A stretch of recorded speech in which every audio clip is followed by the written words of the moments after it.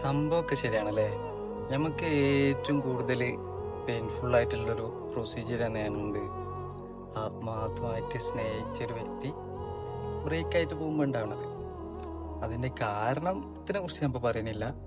പക്ഷെ നമ്മൾ ഒട്ടും പ്രതീക്ഷിക്കാതായിരിക്കും ആ ഒരു സംഗതി നടക്കുക. കാരണം നമ്മൾ അത്രയ്ക്കും ബ്ലൈൻഡ് ആയിട്ട് അവരെ വിശ്വസിച്ച് അവരൊരിക്കലും നമ്മളിട്ട് പോകൂല എന്നുള്ള ഒരു കോൺഫിഡൻസ് ആയിരിക്കും നമുക്ക്, അല്ലെ? പിന്നെ നമുക്കൊരു റിലേഷൻ തുടങ്ങാൻ പേടിയായിരിക്കും, പിന്നെ അതിനോട് ചടപ്പായിരിക്കും. ഇനി ഇങ്ങനെ ഒരു വ്യക്തി എൻ്റെ ലൈഫിൽ വരില്ല, ഇങ്ങനെ സ്നേഹിക്കാൻ കഴിയുന്ന ഒരു വ്യക്തി നമ്മളെ ലൈഫിൽ വരില്ല എന്ന് നമ്മളെ മനസ്സിനെ പറഞ്ഞ് പഠിപ്പിച്ച് കുറെ കാലം നമ്മൾ ഫ്രീ ആയിട്ട് അങ്ങനെ നടക്കും.